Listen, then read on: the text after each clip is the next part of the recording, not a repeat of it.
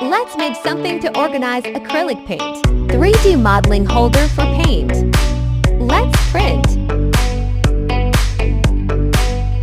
Finish printing.